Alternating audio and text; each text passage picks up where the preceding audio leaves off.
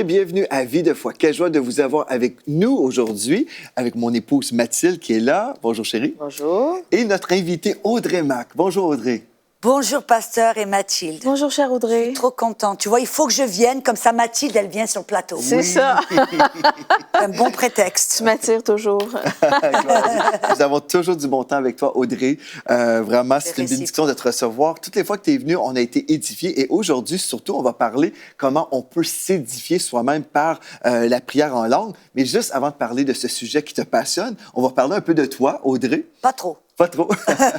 Donc, Audrey, toi, tu fais le tour de la planète. Tu es missionnaire. Tu prêches Jésus. Tu prêches que Jésus sauve, guérit, baptise le Saint-Esprit, qu'il revienne. Tu crois que Jésus est merveilleux. Plein évangile. Le c'est plein ça. évangile. Nous tous, hein. Oui. Notre C'est ça. mission. Et ton ministère s'appelle Go Tell Ministries. Le ministère Gotel. Gotel. J'ai un site Internet en français et aussi en anglais. OK. Mais j'ai un site Internet, gotel.fr, où on peut découvrir plein de choses, plein d'enseignements. Parce que tu es française d'origine. Oui. Et tu as marié un Américain, donc Voilà. tu habites en Floride aux États-Unis. Amen. Alors, tu fais du ministère en français et en anglais à travers Oui, la planète. mais depuis 2007, le Seigneur m'a parlé d'une manière très spécifique qu'il m'appelait pour le peuple francophone. Wow. Donc, une partie majeure de mon ministère, c'est pour la francophonie. Gloire à Et Dieu. donc, ouais, je consacre la plupart de mon agenda vraiment pour la francophonie. C'est merveilleux parce qu'on a besoin des ministères Amen. comme le tien, des ministères de qualité Vraiment. qui connaissent la parole et le Saint-Esprit.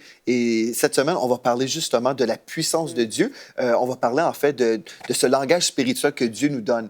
Donc aujourd'hui, on va commencer notre étude, Audrey. On va parler justement comment on peut s'édifier soi-même. Et tu vas nous parler du baptême du Saint-Esprit. Même, on va prier pour les gens à la maison aujourd'hui. Donc si aujourd'hui vous avez soif de Dieu, vous aimeriez expérimenter le baptême de l'Esprit, on va prendre un temps ensemble, nous trois, on va prier pour vous et vous allez recevoir parce que le Saint-Esprit a déjà été donné. On n'a pas besoin de supplier Dieu, hein? Non, on n'a pas besoin d'attendre, de jeûne. Bon, si vous voulez jeûner, c'est bien, c'est une bonne discipline. Mais on n'a pas besoin d'essayer de manipuler ou de motiver Dieu. C'est sa volonté, c'est son désir. Amen. Pour chacun, pour quelqu'un qui s'appelle enfant de Dieu, disciple de Dieu, le plan de Dieu, c'est qu'il soit rempli de la puissance. Amen. Gloire Absolument. à Dieu. Donc, peut-être tu peux nous partager pourquoi c'est une passion pour toi, Audrey. Mais déjà, nous tous, nous avons ce témoignage que le baptême dans le Saint-Esprit et d'avoir reçu en surplus ce langage divin, ça a changé non seulement nos vies, mais nos ministères, C'est la vrai. façon de faire les choses. Et moi, je vois en tant que missionnaire, c'est-à-dire que maintenant, je le fais plus trop, mais pendant des années, je voyageais très souvent en Asie. Je faisais beaucoup le Vietnam, les pays souterrains, les pays un peu persécutés, les églises souterraines. Et donc, je voyageais des fois 2 jours, j'arrivais, puis les gens avaient une telle faim, une telle soif. Par exemple, en Vietnam, je me rappelle, où j'atterrissais, je me proposais quelques heures ou la moitié d'une journée. Puis le lendemain, je commençais à enseigner 6 à 7 heures par jour, Wow. tous les jours pendant 2 semaines. Et physiquement, le corps a du mal à suivre des fois, parce que notre esprit n'est jamais fatigué, mais notre corps se fatigue. Et des fois, nos émotions se fatiguent aussi, se découragent. Mais quand j'ai découvert la puissance du parler en langue, j'ai découvert ce que la Bible dit à ce sujet. Et depuis toute jeune dans le ministère, j'ai commencé à passer du temps à prier en autre langue et j'ai découvert que je peux m'édifier moi-même. Et c'est pour ça que, tu te rappelles, Pasteur Jean et Mathilde, quand Jésus, avant de partir, il avait dit aux disciples, c'est bien mieux, c'est bien avantageux que je m'en aille, parce que si je ne m'en vais pas, je ne vais pas pouvoir vous envoyer le Saint-Esprit. Et il leur avait dit, n'allez nulle part, ne faites rien sans d'abord avoir été couvert de la puissance de C'est Dieu. vraiment une priorité, là. C'était une priorité. Jésus leur a dit, en d'autres mots, et je paraphrase, vous n'allez rien pouvoir faire sans la puissance du Saint-Esprit, sans le Saint-Esprit dans votre vie. Et c'était un commandement, c'était impératif que les apôtres, les disciples reçoivent le Saint-Esprit. Donc si c'était même, on voit Jésus, lui n'a rien fait sans la puissance du Saint-Esprit. C'est vrai. Parce que quand il était jeune, à 28 ans et demi, il n'avait pas le Saint-Esprit et il n'a fait aucun miracle. C'est seulement quand il est rentré dans la rivière du Jourdain, qu'il a été rempli du Saint-Esprit, qu'il est allé de lieu en lieu, qu'il a commencé à faire du bien. Quand tu parles qu'on peut s'édifier, pour ceux qui ne comprennent pas le langage biblique, qu'est-ce que tu veux dire là, Eh bien, le verset dans 1 Corinthiens 14, verset 4, qui dit que celui qui parle en langue s'édifie lui-même.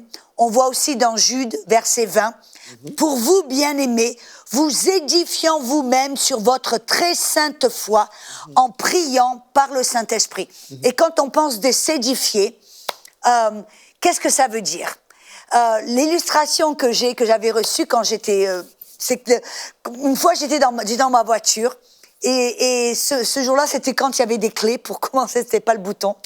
Et puis, j'ai tourné la clé, puis c'était du bou, bou, bou, bou. Et j'ai dit, qu'est-ce qui se passe? Bon, je suis qu'une femme, je comprends pas trop les moteurs et tout ça. Moi, j'ai appelé mon mari. Et puis, il m'a dit, ma chérie, ta batterie est à plat. Et qu'est-ce qu'on a fait? Il a pris son camion, sa voiture, il a pris des câbles qu'il a connectés de sa batterie à ma batterie, puis il a fait tourner pendant un bout. Et qu'est-ce qui s'est passé? Ma batterie s'est rechargée. Le Seigneur m'a dit, mais tu vois, quand tu pries en autre langue, tu t'édifies, c'est comme si tu te recharges toi-même. Tu recharges tes batteries.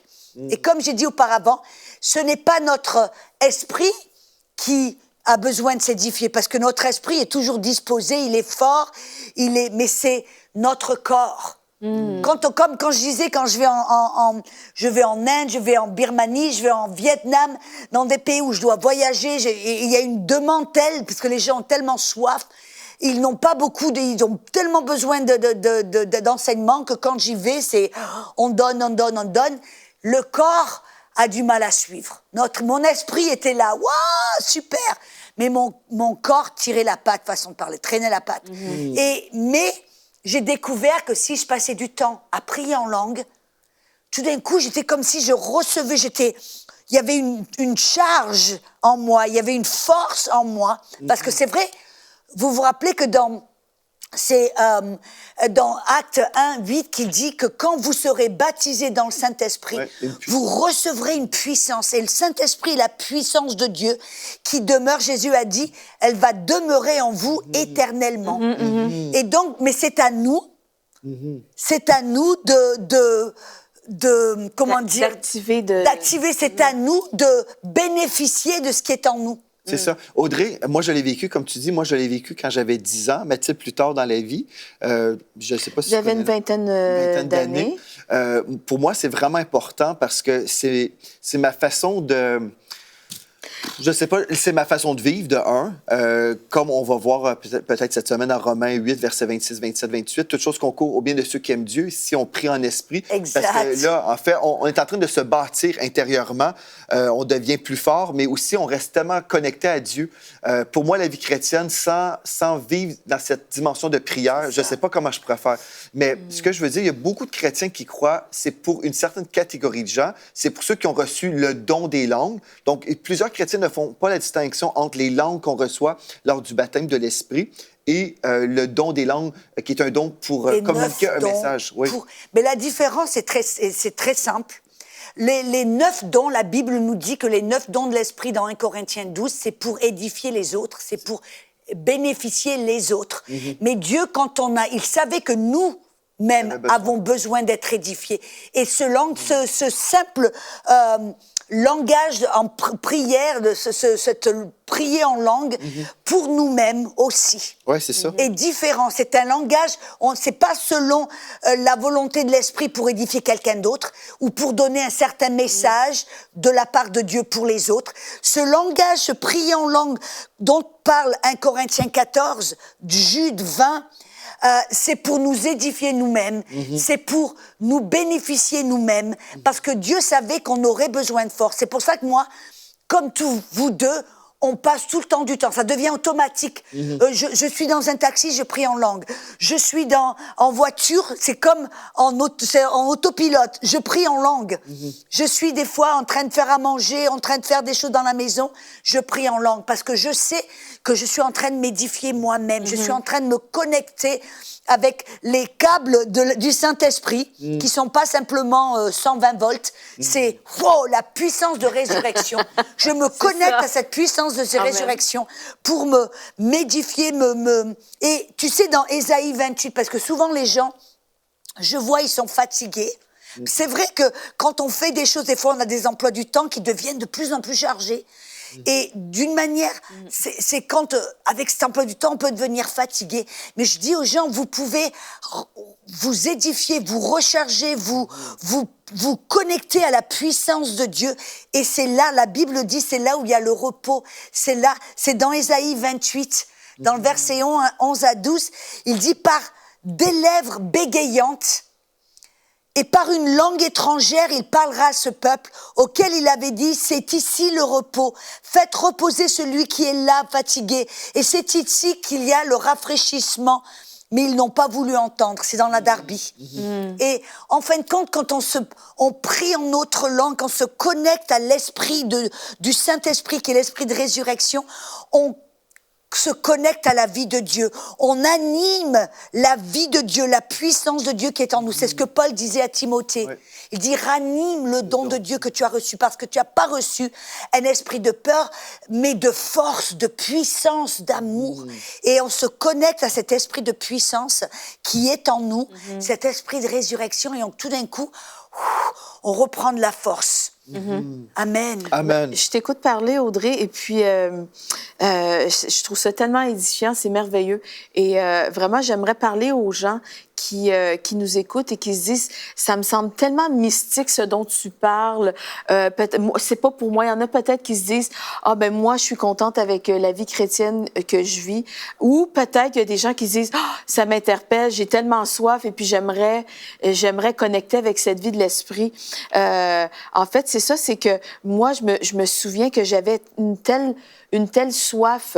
J'avais une telle soif, et souvent, c'est que dans notre vie chrétienne, on pense qu'on peut la vivre peut-être juste intellectuellement, mais il y a des gens aussi qui vont avoir soif parce qu'il faut savoir qu'on est un être en 3 dimensions, que nous sommes faits d'un corps, un corps, d'âme et esprit, un esprit qui vit dans un corps, et nous avons une âme, et vraiment notre âme est éternelle. Et donc, on doit nourrir la partie qui ne mourra jamais de nous, c'est notre esprit et notre âme. Et vraiment, il y a quelque chose tu parles de l'esprit de résurrection qui est en nous, et la prière en langue va nous faire vivre à l'intérieur, va nous faire connecter avec l'Esprit de Dieu. Et moi, je me souviens, j'étais née de nouveau, et je me disais, mais ça se peut pas que la vie chrétienne, ça soit juste dans ma tête. Et quand j'ai découvert la prière en langue, que je pouvais être baptisée dans le Saint-Esprit, c'était une révolution et ça a changé ma vie. Et vraiment, je veux encourager les gens à pas se fermer. Si vous n'êtes pas au courant, si vous n'avez jamais entendu parler de ça, c'est tout nouveau. Vraiment, j'encourage les gens à ouvrir leur cœur, parce que vraiment, il y a une force, il y a une puissance. Et moi, j'étais allée au bout de tout ce que je savais faire intellectuellement dans ma vie chrétienne. Tu te sentais desséchée, en fait. Et je me sentais desséchée. Pour moi, ça m'a fait revivre complètement. C'est exactement ce que Jésus a dit dans Jean 7. J'adore ce verset. Dans Jean 7, versets 37 à 38, et Jésus, se tenant debout, s'écria, « Si quelqu'un a soif, qu'il vienne à moi et qu'il boive. Celui qui croit en moi, des fleuves d'eau vive couleront de son sein, comme dit l'Écriture. » Et le verset d'après, il dit, « Cela de l'Esprit que devaient recevoir ceux qui croyaient en lui, car l'Esprit n'était pas encore, parce que Jésus n'avait pas encore été glorifié. » Jésus l'a parlé, il disait aux disciples, si vous avez soif, que vous voulez plus de Dieu, que vous voulez plus de... vous avez besoin du Saint-Esprit, et des fleuves d'eau vive couleront de votre sein. C'est quoi ça, ces fleuves d'eau vive? Et il parlait là du Saint-Esprit. C'est ce qui s'est passé le jour de la Pentecôte. Quand l'Esprit a été versé, et qu'est-ce qui s'est passé en fin de compte de leur esprit, de leur sein?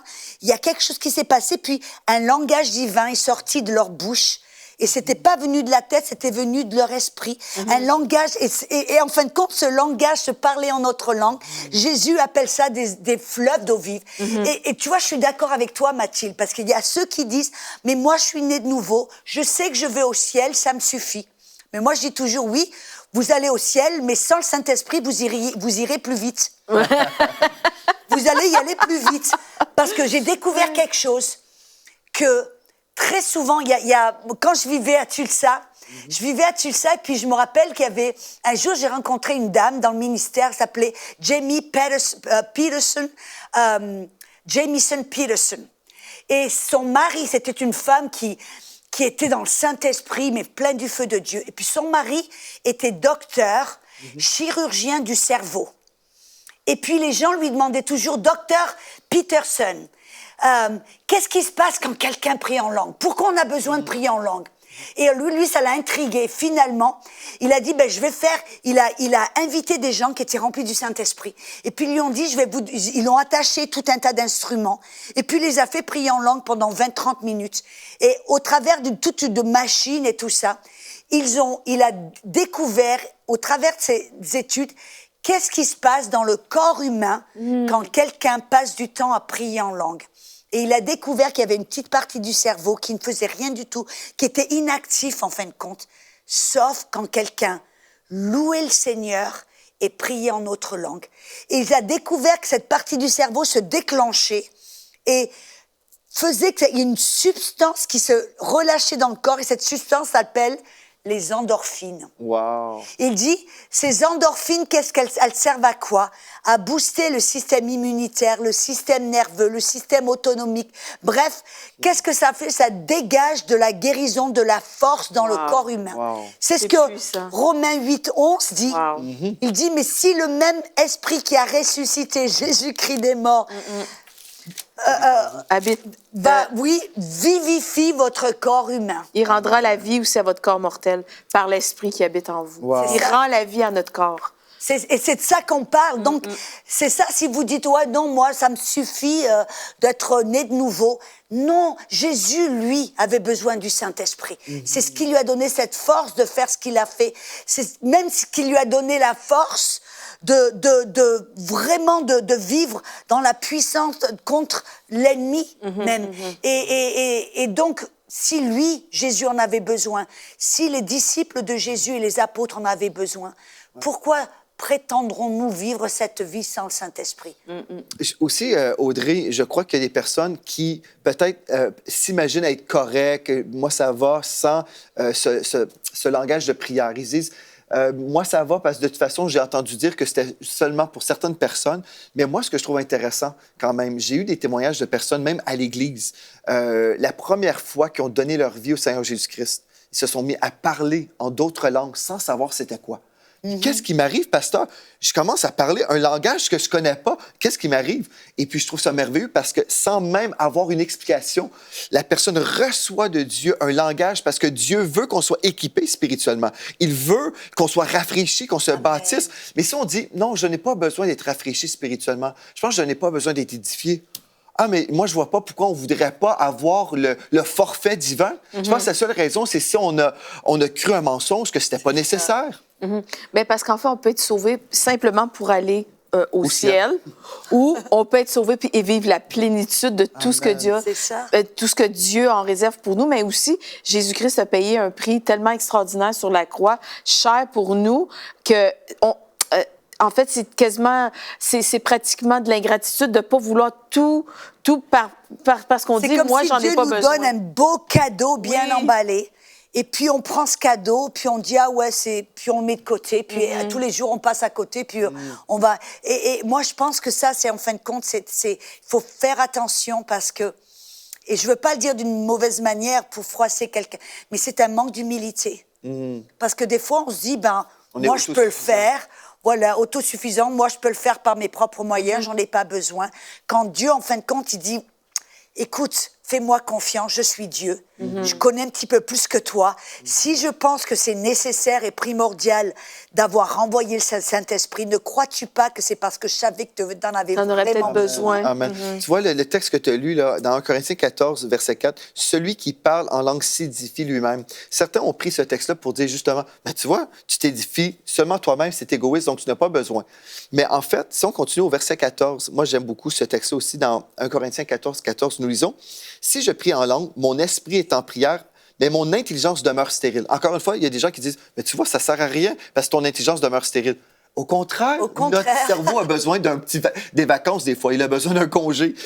Que faire donc? Je prierai par l'Esprit. L'apôtre Paul n'a pas dit, bon, vous voyez, ça ne sert à rien. Non, mais on voit au verset 15, que faire donc? Je prierai par l'Esprit, mais je prierai aussi avec l'intelligence. En français, en espagnol, comme vous voulez. Là. Je prierai par l'Esprit, mais je chanterai par l'Esprit, mais je chanterai aussi avec l'intelligence. Ceci, en fait, nous ouvre une porte à une vie surnaturelle. Je sais que même à l'Église, il y a eu des moments où ma femme et Pasteur Gwen étaient là en train de diriger la louange, et là, ils se mettaient à prier en langue, et toute l'assemblée, et chanter en langue, et toute l'assemblée a été comme saturée de la présence de Dieu. Et ce dimanche qu'on a vécu, il n'y a pas si longtemps, moi, je n'ai pas prêché, hein. J'ai dit, on ne va pas arrêter ce que l'Esprit de Dieu est en train de faire parce que la prédication, c'était dans la louange et l'adoration. Donc, je crois, on limite Dieu, on limite aussi l'intimité qu'on peut vivre avec Dieu si on refuse de recevoir ce cadeau de Dieu. C'est vrai, moi, je me rappelle, et je sais que vous allez dire la même chose, c'est que quand j'avais une faim, une soif pour Dieu, hein, mais quand j'étais remplie du Saint-Esprit, que tout d'un coup, j'ai été lire ma Bible, avant ça, je me rappelle avoir lu Marc 11, 23, et je n'arrivais pas à comprendre pourquoi Jésus nous disait de parler aux montagnes. Je ne comprenais pas. Dans ma petite tête, c'était, mais pourquoi je vais parler à une montagne? Mais tout d'un coup, quand j'étais remplie du Saint-Esprit, je me rappelle, j'étais dans un avion, en direction pour l'Angleterre, près de mon petit hublot, et puis j'ai lu ça, et puis tout d'un coup, c'était la révélation. Parce que le Saint-Esprit, il est l'esprit de sagesse et de révélation. Quand on est rempli du Saint-Esprit au travers du baptême et qu'on reçoit ce parler en langue, tout d'un coup, c'est comme si on ouvre notre Bible, on a une nouvelle Bible. Il nous permet de comprendre la Bible. C'est lui qui a en fin de compte écrit la Bible. Il nous permet de lire la Bible. C'est pour ça que Paul a dit, moi je parle en langue plus que vous tous. Moi je dis, je vais prendre son conseil. Amen. Parce que si lui, il a écrit 2/3 du Nouveau Testament, il avait un petit secret. Il comprenait les bienfaits du parler en langue. C'est ça. Oui, oui. Mais je pense que tu touches un point vraiment où il y a beaucoup de gens qui, là, ils ont un esprit de révélation qui vient sur eux en ce moment parce qu'ils disent, toute leur vie, ils disent, c'est trop mystique, la prière en langue. Moi, j'aime pas trop ces choses-là. Mais quand je lis la Bible, je comprends rien. Et, là, déjà, bingo. Bingo. Voilà. Bref. Et vraiment, je pense que ça nous fait voir la parole d'un autre œil. Et Jérémie 33:3 nous parle que l'Esprit va nous révéler des mystères cachés, des mystères qu'on ne connaît pas.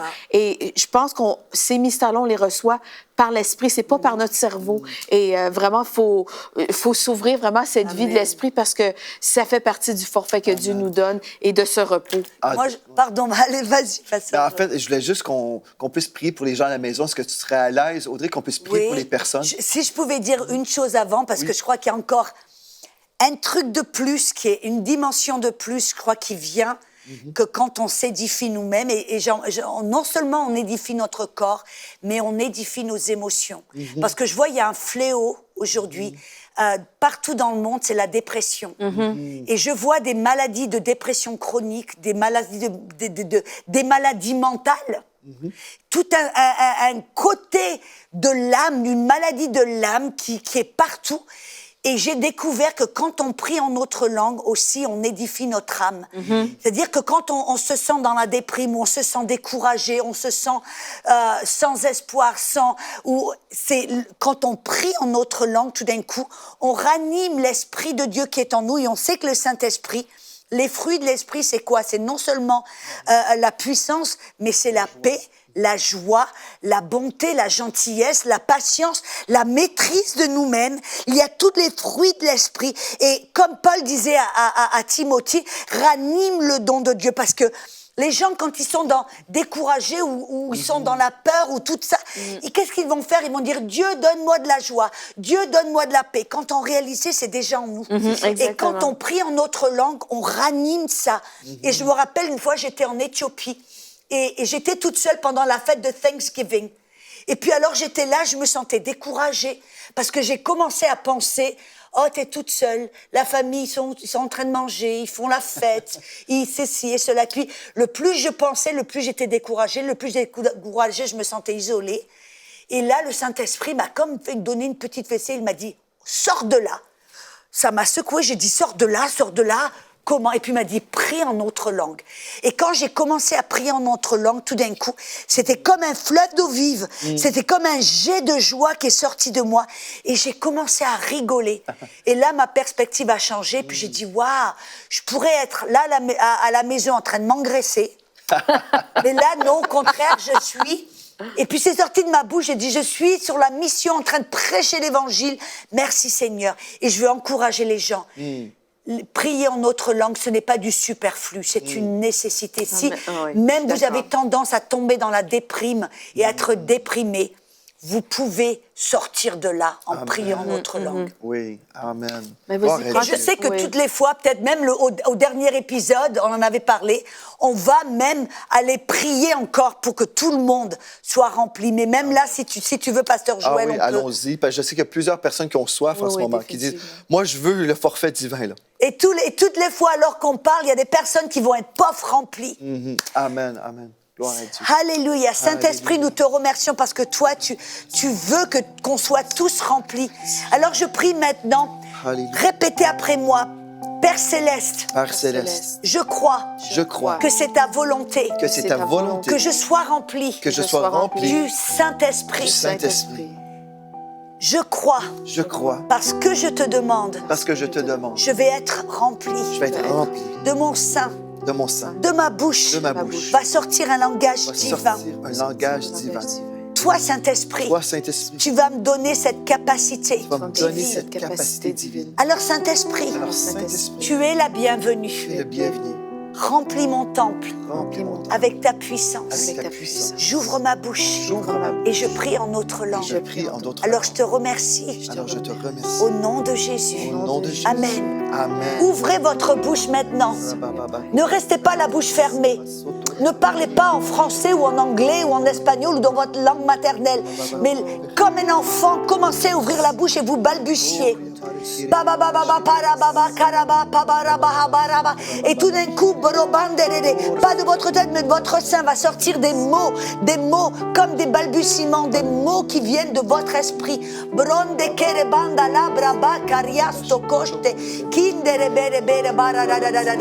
Ne cherchez pas à comprendre, simplement ouvrez la bouche et bougez vos lèvres.